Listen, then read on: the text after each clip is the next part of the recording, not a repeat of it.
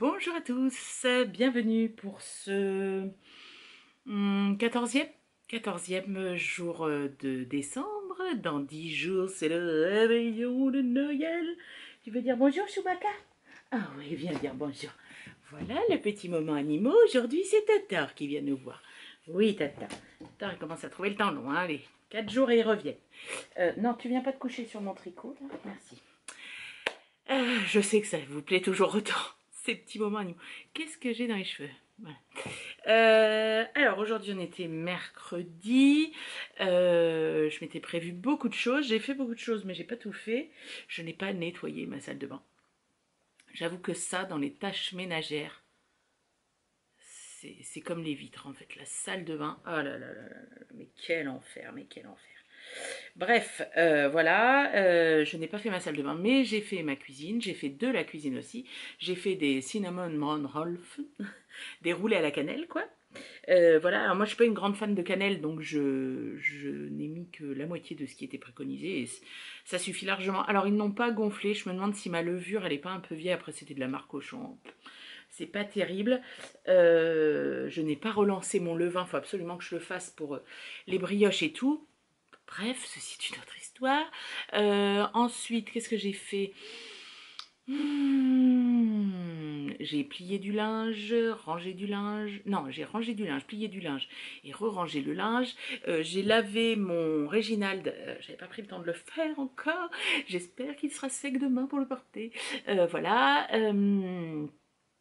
Je l'ai lavé, je l'ai étendu.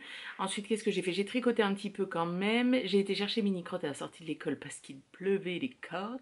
C'est-à-dire qu'on est passé à des journées où on ne dépassait pas 0 à 7 degrés le matin et il tombe des trompes d'eau. Enfin, il y a un moment donné, les gars, faut s'accorder quoi, parce que ça va pas du tout. Bref.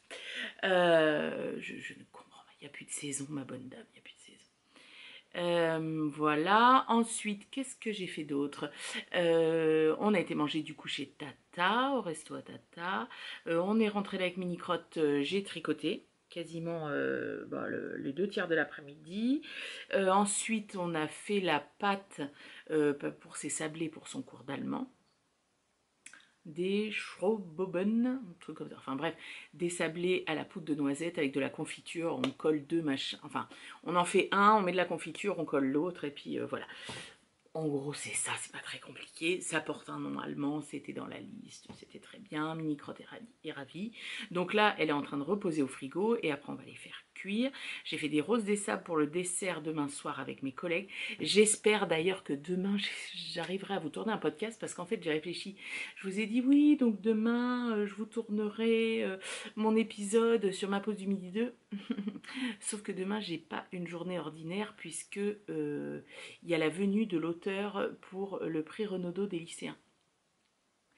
Et alors moi, je suis pas censée manger avec elle, mais on est censé après aller dans l'espace où elle rencontre les élèves, etc. Donc je vais tout préparer. Après, demain, c'est point en cours. Donc, peut-être que le podcast fera, enfin, le vlogmas fera genre 10 minutes, quoi. Bon, c'est pas grave, vous aurez quelque chose. Vous pourrez pas me dire. Non, bah, je rigole, hein, personne ne me dit rien. Heureusement, d'ailleurs. Voilà. Et qu'est-ce que je voulais dire? Et puis, voilà, je suis en train de tourner. Donc, la dernière partie du vlogmas. Après, je le monte. Après, je pense que je vais aller prendre ma douche. Et je sais pas si je passe la soirée avec Céline ou pas. On s'est pas redit. Puis, voilà, on verra.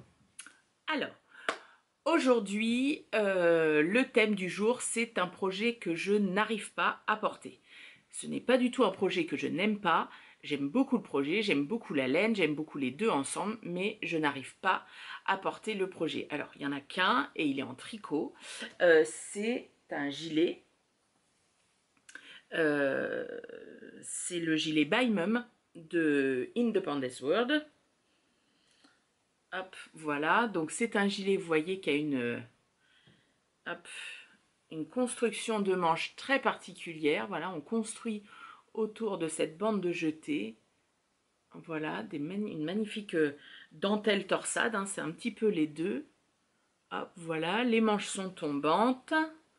Hop, évidemment, on a la même chose de l'autre côté. Il est assez long. Et on a aussi les deux bandes, hop, dans le dos. Je vous montre par là parce que je me suis rendu compte quand même qu'on voyait mieux, hop là, quand c'était par là. Voilà. La laine, c'est de la Aphrodite de chez Lena Mouret. Le coloris, je n'en ai aucune idée. Je me demande si c'était pas un loupé. Enfin, les inédits, je ne sais plus. Mais c'est pas une couleur qui me parle chez elle. Je sais plus. Bref, voilà. Alors, c'est une laine qui peluche pas mal, hein. Bébé alpaga soit cachemire, hein, faut pas. Il y a un moment donné, voilà. Alors, je ne l'ai jamais rasé parce que j'arrive pas à le porter. Je sais pas, je trouve que dès que je le porte, je trouve que ça fait mamie. Alors, je vais vous l'essayer quand même. Hop.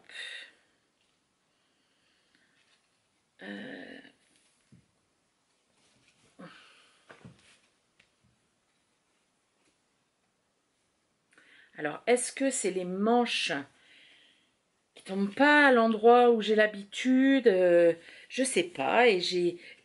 Alors, c'est très rare. Enfin, bah, la preuve, hein, c'est la seule fois où je n'ai rien dans ma garde-robe qui va. J'arrive pas à la sortir en fait. Hop. Voilà. Pourtant, c'est une couleur qui me va au teint, j'ai envie de dire. C'est pas. Mais je sais pas. J'arrive pas à le porter. Je vous l'avais présenté sur Instagram avec une robe. Ah bah je suis en train de. Tous les soirs chez les petits tas avec ce que me ramène Totor et là tout était pris dans le gilet. Avec une robe que j'avais cousue dans un tissu atelier brunette. Voilà, mais je sais pas. Pourtant, par exemple, avec le pantalon que je porte, c'est pas déconnant. Hein, par exemple, je vous montre. Espèce de prince de Galles, pied de poule, on ne sait pas. Je sais pas. Est-ce que c'est la longueur qui est moitié bâtarde, entre guillemets? Je sais pas. J'arrive pas à le porter. Alors, je trouve ça dommage. Il tient extrêmement bien sur les épaules. Hein. C'est pas on est chez Independence World. Donc, si vous voulez, ça bouge pas des épaules, il n'y a pas de souci. Il est très bien fait. La torsade, elle est très belle. J'adore la laine. C'est d'une douceur incommensurable. Voilà. Je ne sais pas. Je ne sais pas pourquoi. Je sais pas.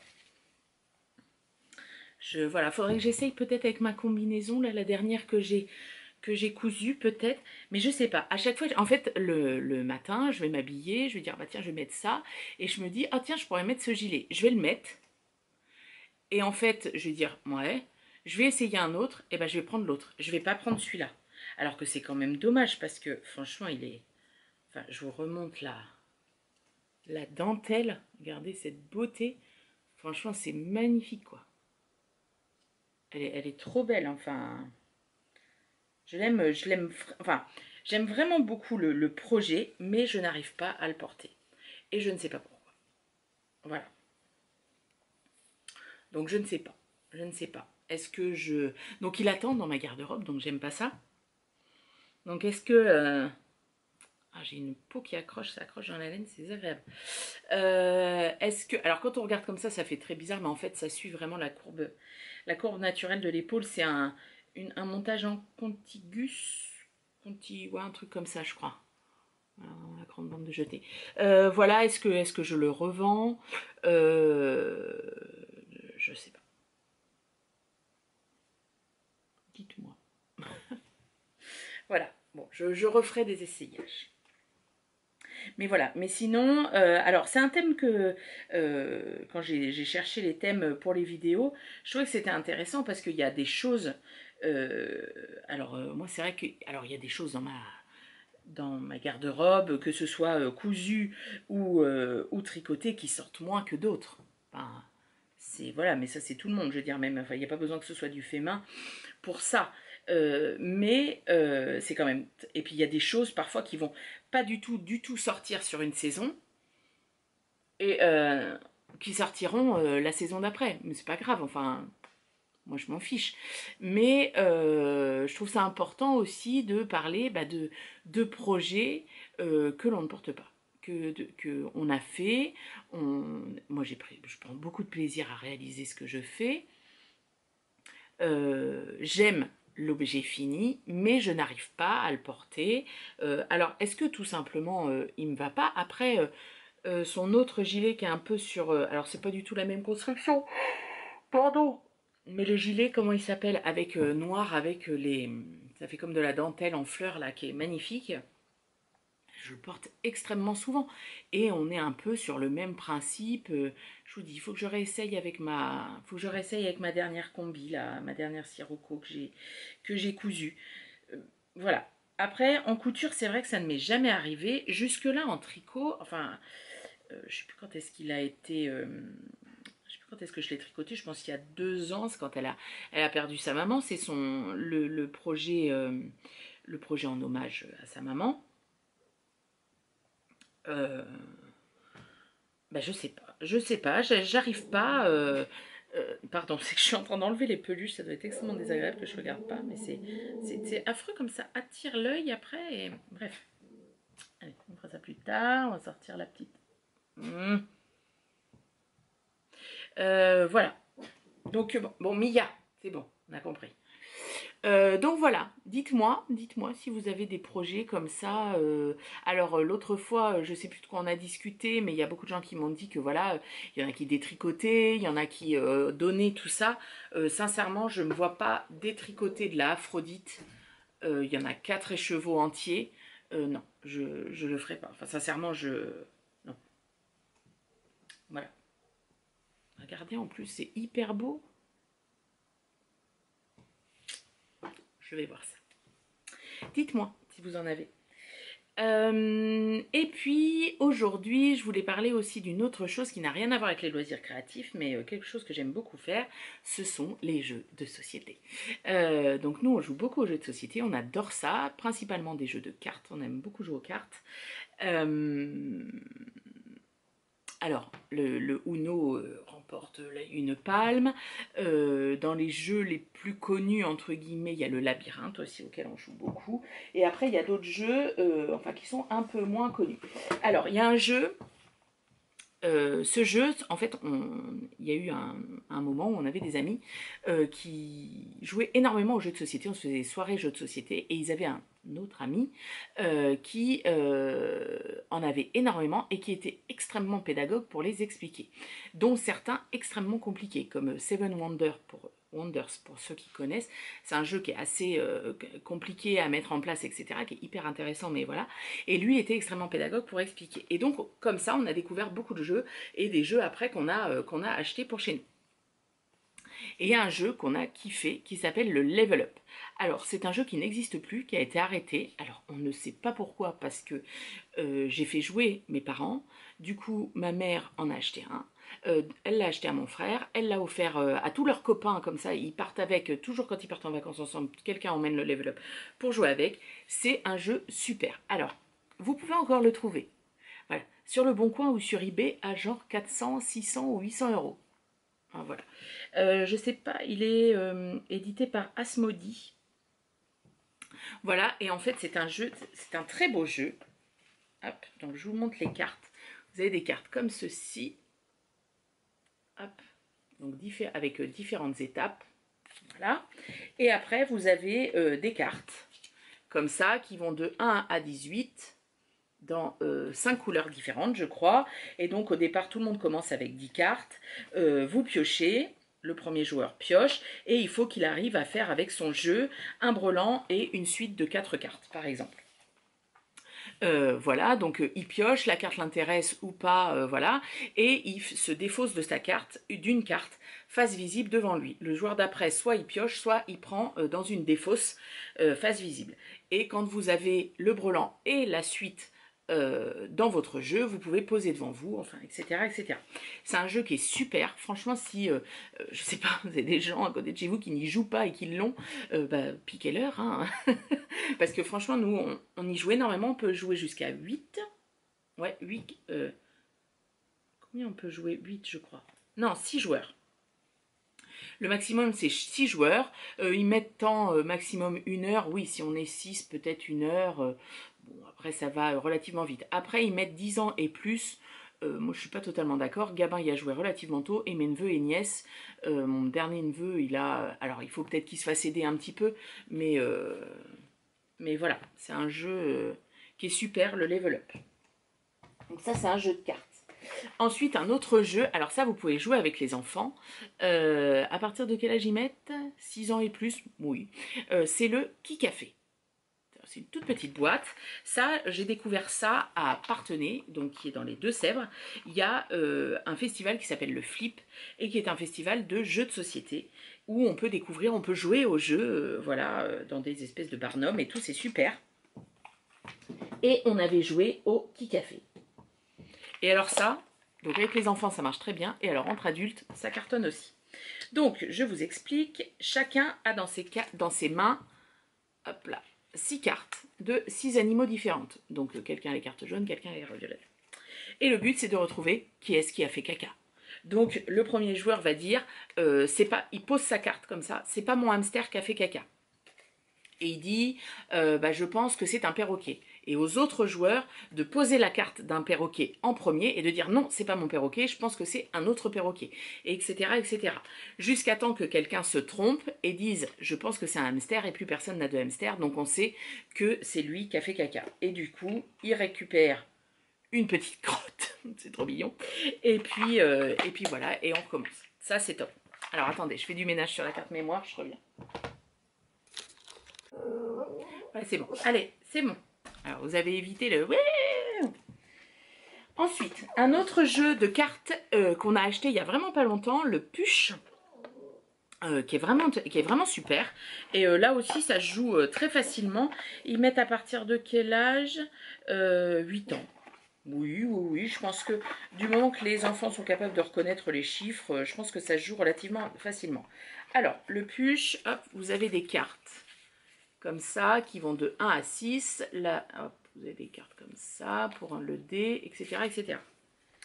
Vous jouez au jeu toute la pioche et face retournée. Le premier joueur qui commence, il retourne une carte. Donc ça veut dire qu'on change de sens. Bon, quand on joue à deux, elle ne compte pas. Donc tous les jeux que je vous ai présentés jusque là, ces jeux on peut, alors le Kikafé à deux ça va très vite, mais le level up ça peut être tout à fait joué à deux. Donc le premier retourne une carte, c'est un 4, il va la poser devant lui. La deuxième carte c'est un 4, il peut pas mettre, en fait le but c'est de faire des colonnes de chiffres, mais il ne faut jamais avoir 2 fois le même chiffre dans la même colonne. Donc là, si les deux premières cartes sont un 4, on pose l'une à côté de l'autre. Après, la carte suivante, on va changer de sens évidemment, un 5, hop, on va poser sous un 4, etc., etc. Arrive un moment où, par exemple, vous allez avoir 3 4, un dans chaque colonne. Donc, c'est soit vous êtes joueur, soit vous n'êtes pas joueur. Soit vous êtes joueur, vous retournez encore une carte. Si c'est pas un 4, hop, vous pouvez continuer une colonne. Si c'est encore un 4, vous n'avez pas le droit de ramasser 2 cartes. Si vous dites « j'arrête », je ne veux plus piocher de cartes, vous choisissez quelle colonne vous gardez en fait. Et vous allez compter les points que ça vous rapporte, et le but c'est d'avoir le plus de points possible. Et les autres joueurs ramassent les colonnes qui restent. Bon, Gabin, voilà. Tu peux sortir s'il te plaît? Non, je voudrais bien que tu sortes, c'est pas très agréable d'avoir quelqu'un. Si je voulais un public, j'irais à l'aréna à Chasseneuil. Et le dé, c'est en cas de carte dé, comme vous avez vu quand je vous ai présenté le jeu, s'il y en a une dans votre colonne. C'est extrêmement simple de prise en main, c'est très facile à transporter. Nous, on va se l'emmener en famille pour le premier de l'an, ça va être super. Un autre jeu de cartes que j'ai pas ici, parce qu'on l'a oublié chez des amis chez qui on l'avait apporté, c'est le Skyjo. qui a été élu meilleur jeu 2020, un truc comme ça. C'est un jeu, c'est pareil, des cartes qui vont de -2 à 12. Et le but, c'est d'avoir de moins de points possible. Vous avez des cartes retournées face invisible devant vous. Et vous retournez, soit vous choisissez de la garder, soit vous choisissez de l'enlever, etc. Ça, c'est super, ça marche hyper bien avec les gamins. On peut tout à fait jouer à deux. C'est super. Donc le push c'est chez Ravensburger, voilà, et le Skyjo, je ne sais plus par qui c'est. Alors un autre jeu mais qu'on n'a pas pris en main, c'est le dernier qu'on s'est acheté, le Quicks, génialement simple, simplement génial, donc je pense que ça va être, c'est un jeu de dés. En fait on cherchait à avoir des dés, parce que quand on va chez Pauline et Tristan, on joue à un jeu de dés, je ne sais plus s'il a un nom spécial, enfin voilà, c'est très facile d'à mettre en œuvre, on peut jouer au milieu des assiettes, on s'en fiche. Donc on cherchait 6 dés, ils n'avaient pas 6 dés à vendre, mais ils avaient donc ce jeu-là, voilà, hop, avec un petit carnet, hop, comme ça. On n'a pas joué encore, on n'a pas pris le temps de jouer encore. En gros, impossible de s'ennuyer. À son tour, chaque joueur lance les dés et tout le monde peut utiliser le résultat pour cocher un chiffre d'une de ces 4 rangées. Plus vous cochez de cases, plus vous marquerez de points. Mais attention, les chiffres sont classés dans un certain ordre et une fois que vous avez passé, impossible de revenir en arrière. Donc voilà, je pense que ça va être chouette, ça va être facile de jouer à deux, donc c'est super. Donc ça, c'est jeux très simples, faciles à transporter, etc. Et après, donc pas de jeu de plateau finalement. Après, on a joué beaucoup, là ça fait un moment qu'on n'y a pas joué au Quirkle aussi. Quirkle. Voilà. Triominos, pas un petit peu, mais pas beaucoup. Et on a ensuite un jeu de plateau auquel on joue énormément, c'est The Island. Hop. Donc ça faisait partie des jeux qui étaient présentés, je dis, par l'ami d'ami. Donc en fait, vous construisez une île. Le jeu débute, chacun voilà, va placer les cartes de l'île, va avoir un certain nombre de petits personnages en fait, qui ont des chiffres sous leurs pieds, et il va falloir les placer un petit peu partout sur l'île. Donc sur l'île, vous avez le sable, celui qui se retourne le plus vite. Ensuite, c'est l'herbe, les pierres, et vous avez un volcan qui est caché quelque part, mais vous ne savez pas. Et le but, c'est de sauver vos naufragés qui sont tous sur l'île. Donc vous avez des bateaux. Donc le but, c'est d'amener les naufragés sur les bateaux, après de déplacer les bateaux. Mais vous pensez bien que ça ne se fait pas tout seul. Il y a des requins et des baleines... des requins, des baleines et des monstres dans la mer. Donc les baleines peuvent renverser un bateau, vos naufragés se retrouvent à la mer. Les requins peuvent bouffer vos naufragés. Et le monstre, il bouffe et il prend le bateau en plus. Donc voilà. Et vous avez disposé vos petits pions avec des chiffres particuliers sous les pieds, sans que les autres joueurs le sachent. Et le but, c'est de ramener le maximum de points sur la terre ferme. Donc la terre ferme se trouve aux 4 coins du plateau. C'est pareil, c'est assez facile à prendre en main. À chaque fois que c'est votre tour, vous avez 3 actions à faire. Déplacer votre personnage, déplacer un monstre et retourner une des cartes de l'île, parce que petit à petit, l'île se... jusqu'à temps de tomber sur le volcan où là, tout explose. Il n'y a plus de personnages, il n'y a plus de bateaux ni de monstres, sauf ceux qui ont été sauvés sur les 4 îles au coin du jeu. Donc ça, The Island, c'est super. Nous, on aime beaucoup y jouer. Et après, on joue, alors là, on est passé au stade au-dessus, à Les Aventuriers du Rail. On aime bien jouer à ça aussi. Alors, c'est plus long à se mettre en... Là, comme on est passé à la version adulte, c'est un petit peu plus long en termes de temps de jeu. Donc voilà, ça c'est les jeux auxquels on joue, on aime beaucoup jouer. Alors The Island, on peut très bien jouer à 2, avec juste 2 couleurs de personnages, où chacun prend 2 couleurs de personnages. Ça c'est très bien. Enfin je vous dis, à part franchement le petit café, parce qu'à 2, voilà, vous vous rendez compte très vite de quel animal il reste à l'autre. Mais alors ça franchement c'est très très drôle, à chaque fois on rigole. Voilà, tous les autres sont possibles de jouer à 2, à 3, à 4, 5 et 6. Et je vous dis, nous, comme Gabin, il est tout seul, il faut des choses où on peut jouer à 2, parce qu'on n'a pas toujours 3 tout le temps pour jouer. Voilà, écoutez, j'espère que ce petit, ce petit déballage de jeux de société vous aura plu. Je vous souhaite une bonne soirée, une bonne nuit, un bon petit déjeuner, et on se dit à demain peut-être. Bye bye.